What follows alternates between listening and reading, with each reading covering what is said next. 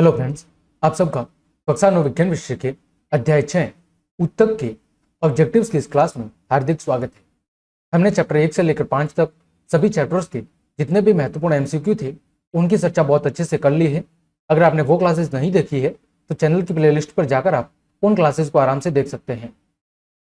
तो उसी कड़ी में आज हम अध्याय 6 उत्तक या टिश्यू के जितने भी महत्वपूर्ण ऑब्जेक्टिव्स हैं यानी एमसीक्यू है उनकी चर्चा करेंगे।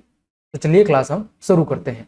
देखें, पहला प्रश्न आपके सामने दिया गया है कि अमीबा में सभी कार्य कितनी कोशिका द्वारा संपन्न किए जाते हैं, यानी अमीबा के अंदर जितने भी कार्य होते हैं वो कितनी कोशिका के द्वारा संपन्न किए जाते हैं। तो आप सब जानते होंगे कि अमीबा एक कोशिकीय जीव है, अतः अमीबा के अंदर जितने भी कार्य होते हैं, चाहे वो पोषण हो, श्वसन हो, उत्सर्जन हो, सब कुछ कार्य एक ही कोशिका के द्वारा संपन्न किया जाता है। अगला प्रश्न है आपका, पौधों में उत्तक कैसे होते हैं, यानी पौधों के अंदर पाए जाने वाले जो उत्तक है वो कैसे होते हैं। तो वो जीवित और मर्त दोनों ही प्रकार के होते हैं, यानी ऑप्शन सी आपका सही जवाब होगा। अगला प्रश्न है, जीवन की मूल इकाई क्या है। तो आप सब जानते होंगे किसी भी सजीव के शरीर की जो सबसे मूल इकाई है वो है आपकी कोशिका, जिसे शरीर की सबसे मूलभूत संरचनात्मक एवं क्रियात्मक इकाई भी कहा जाता है। कोशिका की खोज किसने की थी। तो कोशिका की खोज सर्वप्रथम 1665 में रॉबर्ट हुक ने की थी। उन्होंने कॉर्क की पतली काट में मर्त कोशिका की खोज की थी, जबकि प्रथम जीवित कोशिका की खोज तालाब के जल में ल्यूवेनहॉक के द्वारा की गई थी। यह आपको ध्यान रखना है। अगला, उत्तकों की विभाजन क्षमता के आधार पर पौधों के उत्तकों को कौन कौन से वर्ग में विभाजित किया जा सकता है। किसके आधार पर। पौधों की विभाजन क्षमता के आधार पर, डिवाइडेशन के आधार पर कि वो कितने तरीकों से विभाजित हो सकते हैं या कितने अधिक से अधिक विभाजित हो सकते हैं, उस विभाजन क्षमता के आधार पर पौधों के जो उत्तक है उनको दो भागों में बांटा जाता है, एक स्थायी उत्तक और एक अस्थायी उत्तक, यानी ऑप्शन डी आपका सही जवाब होगा। अगला प्रश्न है, पौधों की जिन क्षेत्रों में वृद्धि होती है उन क्षेत्र में कौन से उत्तक पाए जाते हैं, यानी पौधों के जिस भाग में वृद्धि होती है उस वृद्धि वाले भाग में कौन से उत्तक पाए जाते हैं। तो उस वाले भाग में विभज्य उत्तक क्या पाए जाते हैं, विभज्योत्तक उत्तक पाए जाते हैं, जिसमें विभाजन की प्रक्रिया लगातार चलती रहती है, जिसके परिणाम स्वरूप पौधों की वृद्धि होती रहती है। अगला प्रश्न है, बहुकोशिकीय जीवों में उत्तकों का क्या उपयोग है, यानी जो बहुकोशिकीय जीव है उनमें उत्तकों का क्या उपयोग है। तो गति, हाँ बिल्कुल सही बात है। अंग और अंग तंत्र का निर्माण, हाँ। संदेशों का वाहक, यानी उपरोक्त सभी ये सभी कार्य बहुकोशिकीय जीवों में उत्तकों के द्वारा ही किए जाते हैं। प्रत्येक कार्य के लिए अलग अलग प्रकार के विशिष्ट उत्तक पाए जाते हैं। अगला, अंगों और अंग तंत्रों का संरचनात्मक संगठन जटिल पौधों की अपेक्षा जटिल जंतुओं में कैसा होता है। ये बोल रहा है अंग और अंग के जो तंत्र है, यानी अंग और अंगों से मिलकर बनने वाले जो तंत्र है उनके जो संरचनात्मक संगठन है, यानी स्ट्रक्चरल जो ऑर्गेनाइजेशन है वो स्ट्रक्चरल ऑर्गेनाइजेशन जटिल पौधों की अपेक्षा जटिल जंतुओं में कैसा होता है। तो जटिल पौधों की अपेक्षा जटिल जंतुओं में अंग और अंग तंत्रों का जो संरचनात्मक संगठन है वो होता है सीमित और असीमित, दोनों ही प्रकार का पाया जाता है, यानी ऑप्शन डी आपका सही जवाब होगा। अगला, शीर्षस्थ विभज्योतक पौधे के किस भाग में विद्यमान होते हैं। देखो, जैसा नाम से पता चल रहा है शीर्षस्थ विभज्योतक, तो ये पौधे के कौन कौन से भागों में पाए जाते हैं। तो एक तो तने के वृद्धि वाले भाग में और एक जड़ों के वृद्धि वाले भाग में, यानी ऑप्शन नंबर डी आपका सही है। ये उत्तक कहाँ पाए जाते हैं, एक तो जड़ों के वृद्धि वाले भाग में और एक तने के वृद्धि वाले भाग में। अगला प्रश्न है, तने की परिधि या मूल में वृद्धि किस कारण होती है। तने की परिधि या मूल जो जड़ है उसमें वृद्धि किस कारण होती है। तो उसमें जो वृद्धि होती है वो होती है पार्श्व विभज्य उत्तक के कारण। किसके कारण होती है, पार्श्व विभज्य उत्तक के कारण वृद्धि होती है। अगला, पौधों में शीर्षस्थ विभज्य उत्तक का कार्य क्या है। पौधों में शीर्षस्थ विभज्योत्तक का क्या कार्य है, ये कहाँ पाए जाते हैं, तने और जो जड़ वाला भाग होता है, जो वृद्धि वाला भाग वहां पर पाए जाते हैं। तो इनका काम क्या होता है, इनका काम होता है जड़ों और तनों की लंबाई में क्या करना, वृद्धि करना। जड़ और तनों की लंबाई में क्या करना, वृद्धि करना। अगला, अंतर्विष्ट विभज्योतक पौधे में कहाँ उपस्थित होते हैं। तो जो अंतर्विष्ट विभज्य उत्तक है वो एक तो पत्तियों के आधार में और एक टहनी के पर्व के दोनों ओर पाए जाते हैं। यानी ऑप्शन नंबर डी आपका सही जवाब है कि जो अंतर्विष्ट विभज्य उत्तक है वो पत्तियों के आधार में और टहनी के पर्व के दोनों ओर पाए जाते हैं। अगला, विभज्य उत्तक द्वारा बनी कोशिकाएं विभाजित होने की शक्ति खोकर किसका निर्माण करती है? यानी विभज्य उत्तक के द्वारा बनने वाली जो कोशिका है जब उनमें विभाजन की क्षमता या शक्ति खत्म हो जाती है तो ऐसी स्थिति में वो किसका निर्माण करती है? तो फिर वो स्थायी उत्तक का निर्माण करती है। किसका निर्माण करती है? स्थायी उत्तक का निर्माण करती है जब उनकी विभाजन शक्ति है या जो विभाजन क्षमता है वो क्या हो जाती है? समाप्त या नष्ट हो जाती है। अगला, विभज्य उत्तक की कोशिकाओं में क्या होता है? तो जो विभज्य उत्तक की कोशिकाएं होती है उनमें अधिक कोशिका द्रव्य पाया जाता है, सही बात है। पतली कोशिका भित्ति होती है, स्पष्ट केंद्रक होता है, यानी उपरोक्त सभी ये तीनों ही चीजें पाई जाती है। अगला प्रश्न, पेरेन्काइमा उत्तक कैसा होता है? पेरेन्काइमा उत्तक कैसा होता है? तो जो पेरेन्काइमा उत्तक है वो सरल कोशिका का बना होता है, बिल्कुल सही है। पौधे को सहायता प्रदान करने का काम करते हैं, सही बात है। भोजन का भंडारण करते हैं, सही बात है। यानी उपरोक्त तीनों कथन क्या है? सही है। अगला, सरल स्थायी उत्तक कौन कौन से हैं? यानी इनमें से सरल स्थायी उत्तक के प्रकार कौन कौन से हैं? कोलेनकाइमा सरल स्थायी उत्तक का प्रकार है, पेरेन्काइमा भी है और स्क्लेरेन्काइमा भी, ये तीनों ही सरल स्थायी उत्तक के क्या है? प्रकार है। अतः आपका सही जवाब होगा ऑप्शन नंबर डी। अगला, एक विशिष्ट कार्य करने के लिए स्थायी रूप और आकार लेने की क्रिया को क्या कहते हैं? यानी किसी उत्तक के द्वारा एक विशिष्ट कार्य करने के लिए एक स्थायी रूप और एक यानी शेप और साइज, ये दोनों ही एक स्थायी रूप से ग्रहण की जाती है। इस क्रिया को कहा जाता है? तो उसे कहा जाता है विभेदीकरण या विभेदीकरण कहा जाता है। क्या कहा जाता है? उस क्रिया को विभेदीकरण कहा जाता है। अगला, सरल स्थायी उत्तक जिसमें क्लोरोफिल पाया जाता है, ये काफी इंपॉर्टेंट प्रश्न है। सरल स्थायी उत्तक जिसमें क्लोरोफिल पाया जाता है उसे क्या कहते हैं? उसे कहते हैं क्लोरेन्काइमा। उस उत्तक को क्या कहते हैं? क्लोरेन्काइमा कहते हैं। यह सरल स्थायी उत्तक का एक प्रकार है जिसमें क्या पाया जाता है? क्लोरोफिल, या जिसे हम पर्णहरित या हरित लवक भी कहते हैं, जो प्रकाश संश्लेषण की क्रिया के द्वारा भोजन बनाने का काम करते हैं। अगला, जिन पेरेन्काइमा में पौधे को तैरने के लिए हवा की बड़ी गुहिकाएं होती है, यानी जिन पेरेन्काइमा उत्तक में पौधे के तैरने के लिए हवा की बड़ी गुहिकाएं पाई जाती है उसे क्या कहते हैं? तो उसे कहते हैं एरेन्काइमा। क्या कहते हैं? उसे कहते हैं एरेन्काइमा। अगला, स्क्लेरेन्काइमा उत्तक की भित्ति किस कारण से मोटी होती है? स्क्लेरेन्काइमा जो कि स्थायी उत्तक का एक प्रकार है, उस उत्तक की जो भित्ति होती है ना, जो बाहरी आवरण होता है वो किसके कारण मोटा होता है? तो वो होता है लिग्निन के कारण उसका जो भित्ति होती है वो मोटी होती है। अगला, एपिडर्मल कोशिका पौधों की किस तरह रक्षा करती है? तो जो एपिडर्मल कोशिका होती है वो जल हानि के विरुद्ध क्या करती है? पौधों की रक्षा करती है। यांत्रिक आघात से भी रक्षा करती है और परजीवी कवक के प्रवेश को भी क्या करती है? रोकती है। यानी ये सभी कार्य एपिडर्मल या एपिडर्मिस कोशिकाओं के द्वारा ही किए जाते हैं। ठीक है, यानी पौधों को सुरक्षा देने का काम एपिडर्मल कोशिकाओं का होता है, जो पौधों के सबसे बाहरी हिस्सा होता है, जो चाल वाला हिस्सा होता है, उसमें पाई जाती है। अगला, क्लोरोप्लास्ट पाए जाते हैं। क्लोरोप्लास्ट कहाँ पाए जाते हैं? तो जो क्लोरोप्लास्ट है वो पाए जाते हैं पेरेन्काइमा उत्तक में। अगला, पक्षमाभी स्तंभाकार एपिथेलियम उत्तक कहाँ पाए जाते हैं? पक्षमाभी स्तंभाकार एपिथेलियम उत्तक है वो आपकी श्वास नली में पाए जाते हैं। कहाँ पाए जाते हैं? श्वास नली में। अगला है, वक्रीय अस्तर किसका बना होता है? तो जो वक्रीय अस्तर है वो बना होता है घनाकार एपिथेलियम उत्तकों द्वारा। जो वक्रकीय अस्तर होता है वो बना होता है घनाकार एपिथेलियम उत्तकों का। अगला, वह संयोजी उत्तक जो मांसपेशियों को अस्थियों से जोड़ने का काम करता है वह क्या कहलाता है? काफी इंपॉर्टेंट प्रश्न है। वह संयोजी उत्तक जो मांसपेशियों को अस्थियों से जोड़ने का काम करता है वो कहलाता है कंडरा। अगला, वाहिनिकाय, वाहिकाय, काष्ठ तंतु और मृदु उत्तक ये कहाँ पाए जाते हैं?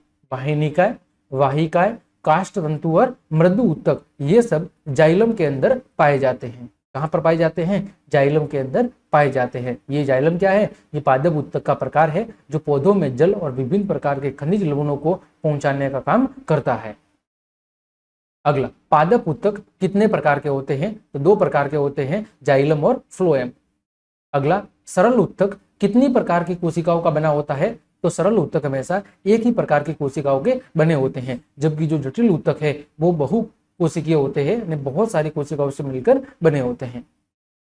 अगला, नारियल के रेशे युक्त छिलके किसके बने होते हैं? तो वो बने होते हैं स्क्लेरेन्काइमा ऊतक के, जो कि काफी क्या होता है? कठोर होता है। अगला, जाइलम ऊतक कितने प्रकार की कोशिकाओं से मिलकर बने होते हैं? तो जो जाइलम ऊतक है वो 4 प्रकार की कोशिकाओं से मिलकर बने होते हैं। अब अगर आपको ये टॉपिक और अच्छे से समझना है तो आप चैप्टर की व्याख्या वाली क्लास जरूर देख ले। मैंने चैप्टर की व्याख्या, पाठ के भीतर दिए गए प्रश्न और अभ्यास के प्रश्नों को भी बहुत अच्छे से सॉल्व करा रखा है। तो अगर आपको इनमें किसी भी प्रश्न में डाउट आ रहा है तो आपसे रिक्वेस्ट है कि एक बार चैनल पर जाकर आप व्याख्या वाली क्लास जरूर देख ले। उम्मीद करता हूं सभी प्रश्न आपको बहुत अच्छे से समझ में आ जाएंगे और चैप्टर भी आपको बहुत अच्छे से समझ में आ जाएगा। ठीक है, आगे बढ़ते हैं। प्रश्न संख्या 30, जंतुओं में कितने प्रकार के ऊतक पाए जाते हैं? तो जंतुओं में 4 प्रकार के ऊतक पाए जाते हैं। अगला, इयोसिनोफिल्स क्या है? तो इयोसिनोफिल्स है वो होते हैं कणिका में श्वेताणु। क्या होते हैं? कणिका में श्वेत अणु, यानी श्वेताणु WBC होती है। अगला, बाह्य त्वचा तथा संवहन बंडल के बीच का ऊतक क्या कहलाता है? हमारा बाह्य त्वचा और जो संवहन मंडल है या बंडल है उसके बीच का जो ऊतक है वो कहलाता है आपका भरण ऊतक। क्या कहलाता है? भरण ऊतक, या जिसे भरणोत्तक भी कहते हैं। पेशी के आर पार बंद होते हैं। तो पेशी के आर पार पाए जाने वाले जो बंध है वो बहुत ही क्या होते हैं? हल्के होते हैं। 2 तंत्रिका कोशिकाओं के मध्य खाली स्थान को क्या कहते हैं? आप सब जानते होंगे। 2 तंत्रिका कोशिका न्यूरॉन के बीच का जो खाली स्थान होता है उसे कहते हैं सिनेप्स। क्या कहते हैं? उसे सिनेप्स कहते हैं।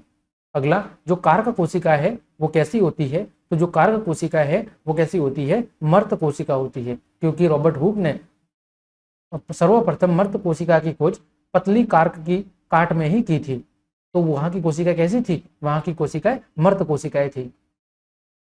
अगला, तंत्रिका ऊतक की रिपेयरिंग या मरम्मत का काम कौन करता है? तंत्रिका ऊतक की रिपेयरिंग या मरम्मत का काम कौन करता है? तो गिलियल कोशिकाएं तंत्रिका ऊतक की मरम्मत का काम करती है।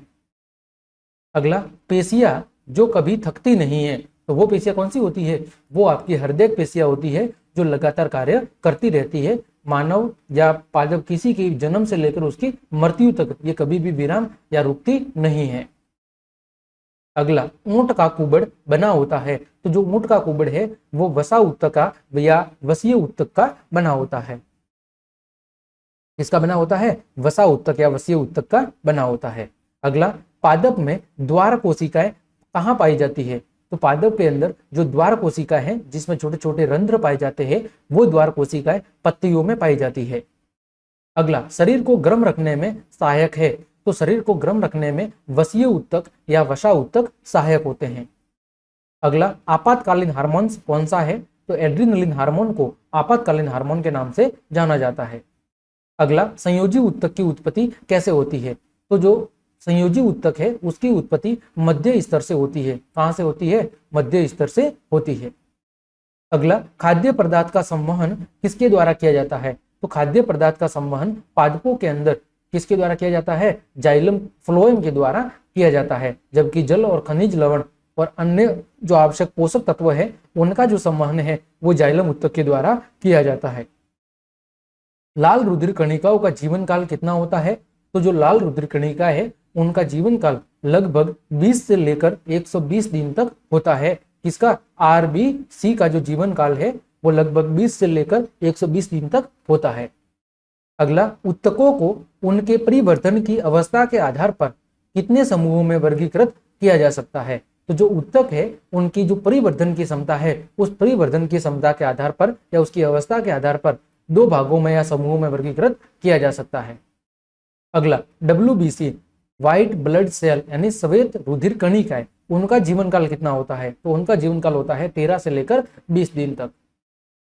अगला, रक्त प्लेटलेट्स यानी बिंबाणु का जीवन काल कितना होता है? तो उनका जीवन काल होता है आपका 3 से लेकर 5 दिन। ये काफी इंपॉर्टेंट है। RBC का जीवन काल कितना होता है? 20 से लेकर 120 दिन। WBC का कितना होता है? WBC का होता है 3 से लेकर 15 दिन। और 3 से लेकर 15 दिन ही था, सॉरी 13 से लेकर 20 दिन। 13 से लेकर 20 दिन होता है आपका WBC का। ठीक है, और जो बिंबाणु है उस बिंबाणु का जो जीवन काल है वो कितना होता है, वो होता है आपके 3 से लेकर 5 दिन तक। ये आपको ध्यान रखना है, इनसे बार बार परीक्षा में एक न एक प्रश्न जरूर पूछा जाता है। अगला, पौधों में सबसे लंबी कोशिका कौन सी है? तो पौधों में पाई जाने वाली जो सबसे लंबी कोशिका है वो कोलेनकाइमा कोशिकाएं होती है। कौन सी कोशिका होती है? कोलेनकाइमा कोशिकाएं होती है। अगला, कॉर्क में किसके जमाव के कारण अतिरिक्त सूक्ष्मता उत्पन्न होती है? यानी कॉर्क में किस पदार्थ के जमाव के कारण वो अतिरिक्त सूक्ष्मता प्रदान कर पाता है? तो उस पदार्थ का नाम है सुबेरिन। क्या नाम है? सुबेरिन।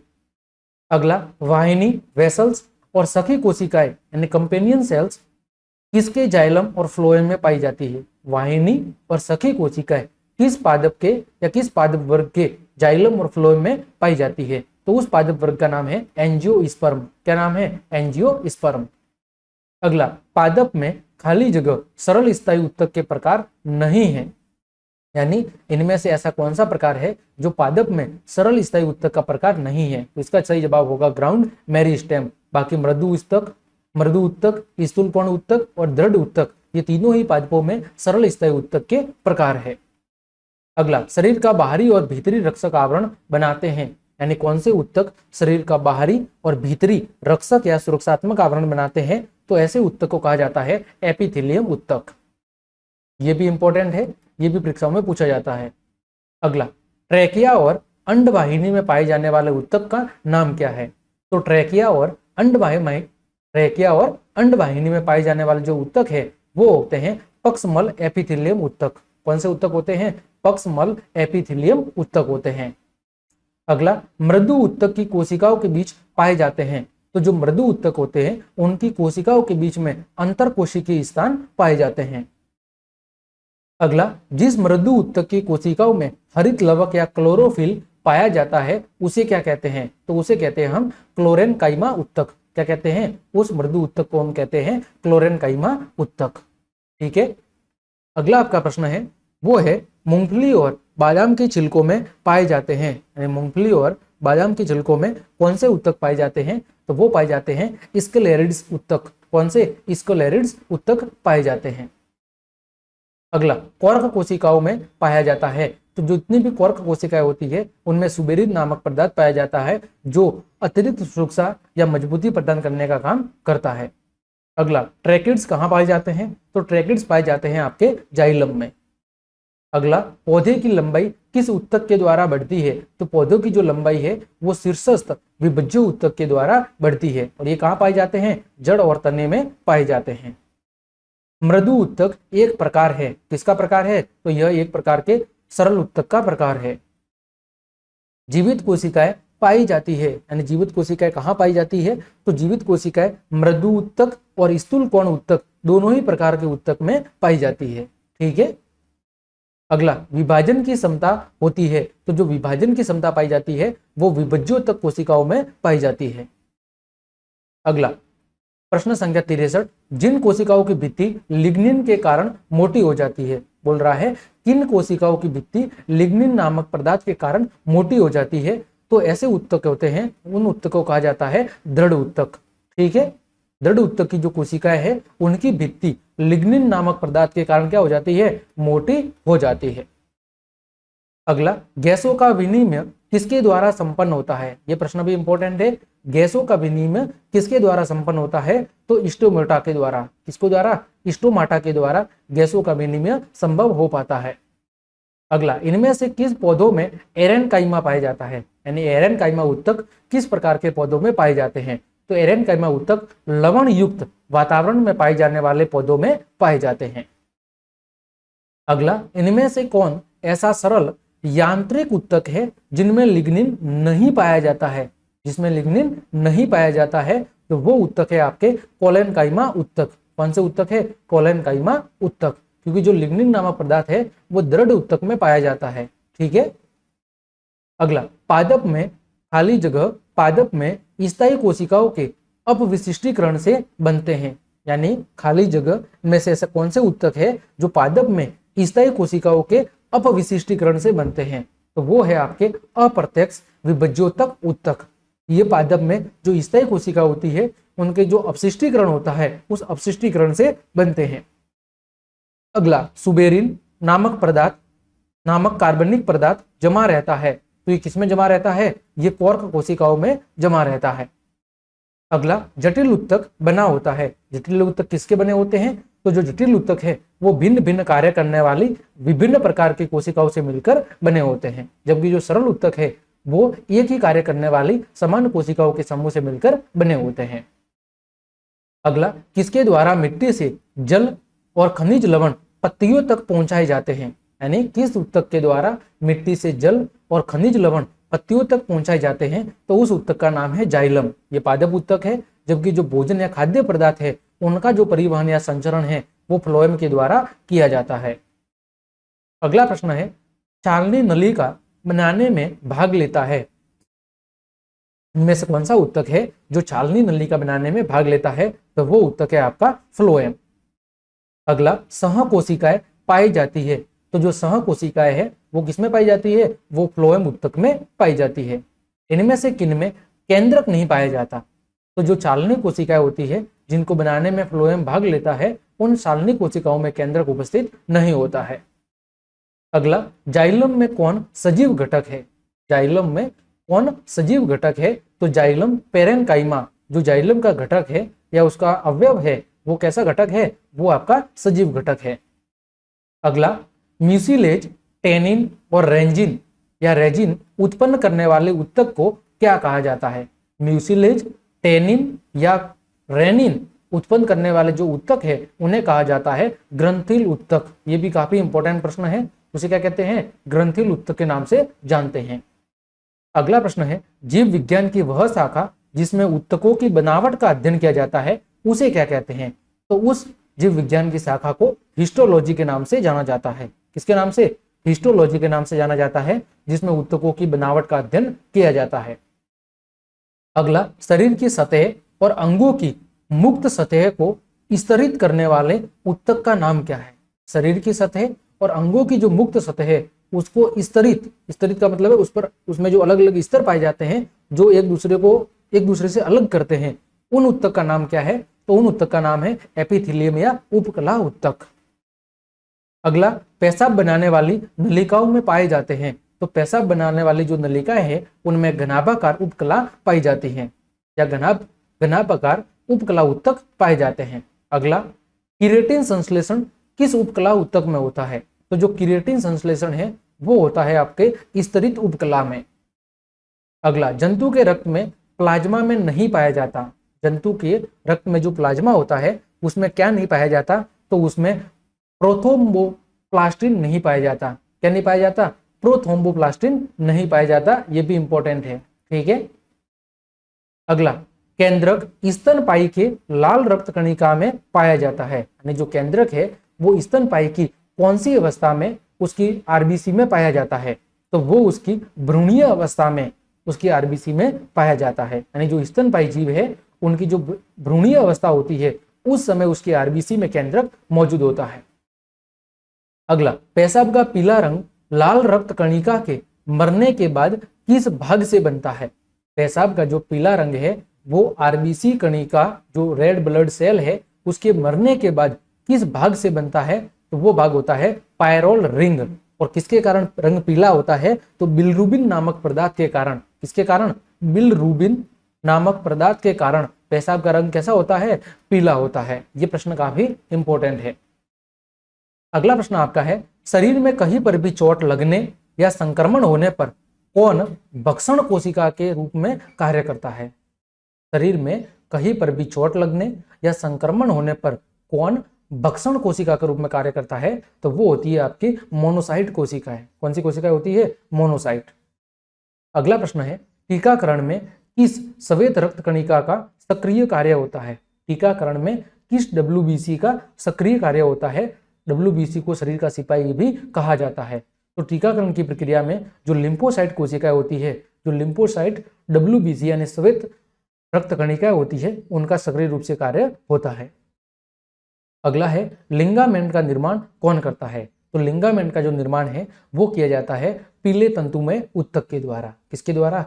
पीले तंतुमय उत्तक के द्वारा। अगला प्रश्न है आपका, वो है अरेखित पेशी है। तो जो अरेखित पेशियां होती है, अरेखित, रेखित और हृदयक पेशियां, ये पेशियों के 3 प्रकार है। तो जो अरेखित पेशियां होती है वो कैसी होती है, वो अनैच्छिक होती है। कैसी होती है, अनैच्छिक होती है। अगला, मांसपेशी और अस्थियों को जोड़ती है। तो मांसपेशी और अस्थियों को जोड़ने वाले ऊतक को क्या कहा जाता है, टेंडन कहा जाता है। क्या कहा जाता है, टेंडन। अगला, रक्त प्लाज्मा में उपस्थित जल का प्रतिशत है। तो रक्त प्लाज्मा में लगभग 90% क्या पाया जाता है, जल पाया जाता है। अगला, रक्त के थक्का बनने में मदद करते हैं। तो रक्त के थक्का बनने में थ्रोम्बोसाइट्स कौन मदद करते हैं, थ्रोम्बोसाइट्स मदद करते हैं। अगला, ऊतक ऐसी कोशिकाओं का समूह है जिनमें पाई जाती है।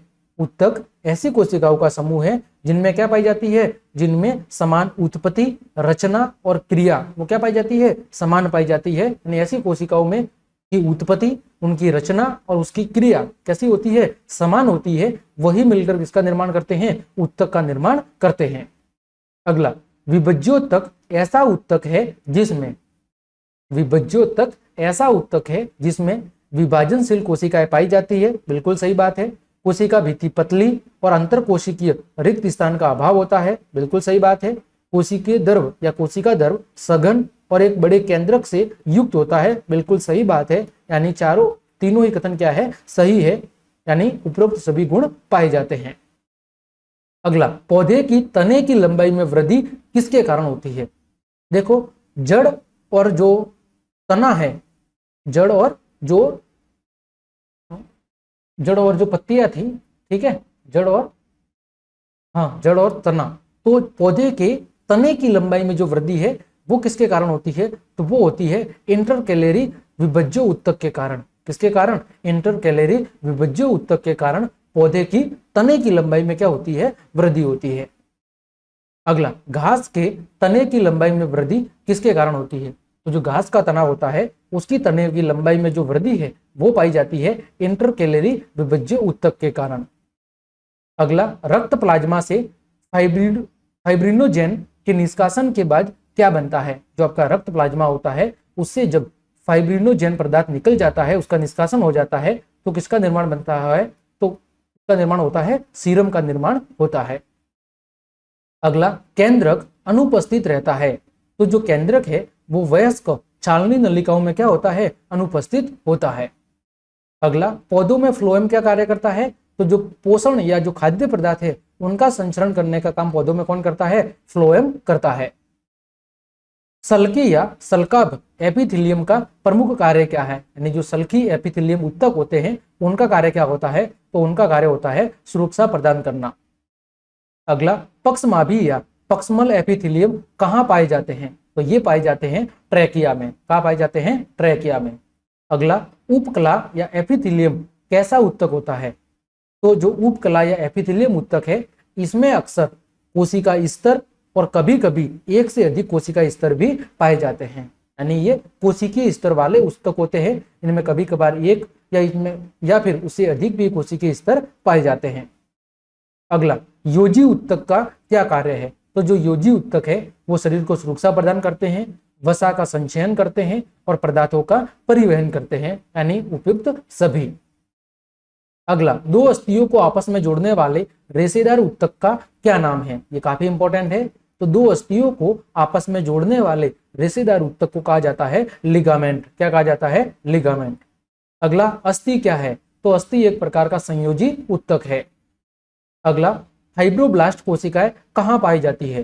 तो जो फाइब्रोब्लास्ट कोशिकाएं हैं वो पाई जाती है एरियोलर ऊतक में। कहाँ पाई जाती है, एरियोलर ऊतक में। अगला, ओस्टियोक्लास्ट कोशिकाएं कहाँ पाई जाती है। तो जो ओस्टियोक्लास्ट कोशिकाएं हैं वो पाई जाती है आपकी अस्थि में। अगला, निम्नलिखित में से किस प्रकार के ऊतक के अधिक मात्रा में एकत्रित होने से शरीर क्या हो जाता है, मोटा हो जाता है। तो वो ऊतक का नाम है एडिपोज ऊतक। जब इन ऊतकों की मात्रा में बहुत अधिक वृद्धि हो जाती है तो ऐसी स्थिति में शरीर क्या होने लगता है, मोटा होने लगता है। अगला, श्वेत रेशेदार ऊतक का निर्माण किससे होता है। तो जो श्वेत रेशेदार ऊतक है उनका निर्माण होता है कोलाजन से। किससे होता है, कोलाजन से इनका निर्माण होता है। अगला, उपास्थियों में कौन कौन सी कोशिकाएं पाई जाती है। तो उपास्थियों में पाई जाने वाली जो कोशिका है वो कोशिका है कॉन्ड्रियोसाइट्स। कौन सी है, कॉन्ड्रियोसाइट्स प्रकार की जो कोशिकाएं है वो पाई जाती है आपकी उपास्थियों में। अगला प्रश्न है, शिथिल संयोजी ऊतक में पाया जाता है, तो जो शिथिल संयोजी ऊतक है उनमें पाया जाता है मैक्रोफेज। अगला, खाली जगह पादप के दारू या जाइलम ऊतक के प्रकार नहीं है, यानी इनमें से कौन सा भाग है वो पादप के जाइलम ऊतक का भाग नहीं है, तो वो है छालनी नली का। ये किसका भाग है? ये फ्लोएम का भाग है। अगला है 111, जंतु के ऊतक में भ्रूणीय बाह्य स्तर विकास कर सकता है। जंतु के ऊतक में जो भ्रूणीय बाह्य स्तर है वो विकास कर सकता है, तो उपकला ऊतक में भी विकास कर सकता है और तंत्रिका ऊतक में भी अपना विकास कर सकता है। ठीक, यानी ऑप्शन नंबर डी आपका सही जवाब है।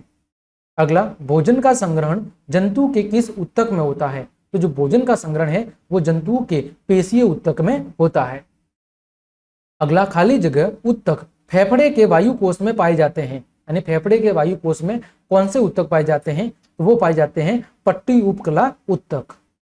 अगला, तंत्रिका ऊतक की इकाई क्या है? तो तंत्रिका ऊतक की जो इकाई है उसे कहते हैं तंत्रिका कोशिका या न्यूरॉन। अगला, संवेदना का चालन शरीर के एक भाग से दूसरे भाग में होता है, किसके द्वारा होता है? विभिन्न प्रकार की संवेदनाओं और उद्दीपनों का जो संचरण है वो शरीर के एक भाग से दूसरे भाग में तंत्रिका ऊतक के माध्यम से होता है। अगला, इनमें से कौन एक रक्त कोशिका है? एरिथ्रोसाइट, लिम्फोसाइट, थ्रोम्बोसाइट, ये तीनों ही रक्त कोशिका के क्या है? प्रकार है। अगला, हमारे शरीर की गति को कौन कंट्रोल करता है? तो हमारे शरीर की गति को कंट्रोल करती है रेखित मांसपेशियां। अगला, रेखित मांसपेशियों की क्रियात्मक इकाइयों को क्या कहा जाता है? तो उसे कहा जाता है सार्कोमियर। जो हमारी रेखित मांसपेशियां है जो हमारे शरीर की जो गति है उसको कंट्रोल करती है, तो इसकी जो क्रियात्मक इकाई है उसे कहते हैं सार्कोमियर। ये काफी इंपॉर्टेंट है। अगला प्रश्न है, एक्सोन के संदर्भ में कौन सा तथ्य सही है? एक्सोन किसका भाग है? तंत्रिका कोशिका का भाग है, तो इसके संदर्भ में जो सही कथन है वो है निकटगामी और दूरगामी दोनों ही प्रकार की प्रवृत्ति इसकी पाई जाती है। ठीक है, सॉरी, प्रश्न संख्या एक्सोन है, तो एक्सोन की जो प्रकृति होती है वो कैसी होती है? दूरगामी प्रकृति होती है। ये ऑप्शन सी गलती से, तो जो आपका एक्सोन होता है जो तंत्रिका कोशिका का भाग होता है उसकी जो प्रकृति होती है वो कैसी होती है? दूरगामी प्रकृति होती है। अगला, मनुष्य के शरीर की सबसे लंबी कोशिका कौन सी है? आप सब जानते होंगे वो कौन सी है? तंत्रिका कोशिकाएं हैं। तो इस प्रकार हमने आपके अध्याय 6 ऊतक के जितने भी महत्वपूर्ण ऑब्जेक्टिव्स बन रहे थे जो आपकी परीक्षा के लिए उपयोगी साबित हो सकते हैं, उन सभी एमसीक्यू की चर्चा हमने बहुत अच्छे से कर ली है। उम्मीद करता हूं आपको ये क्लास पसंद आई होगी। तो अगर आपको मेरी ये मेहनत और क्लास पसंद आ रही है तो फिर आपसे रिक्वेस्ट है कि ज़्यादा से ज़्यादा अपने मित्रों को शेयर करें। इसके अलावा लाइक कमेंट भी जरूर करें, और अगर आप चैनल पर पहली बार आए हैं और आपने अभी तक चैनल को सब्सक्राइब नहीं किया है तो कृपया करके चैनल को सब्सक्राइब कर ले और बेल आइकन को जरूर दबाएं ताकि मेरी प्रत्येक क्लास की जानकारी आपको समय पर मिल सके। तो आज के लिए इतना ही। जय हिंद, जय भारत।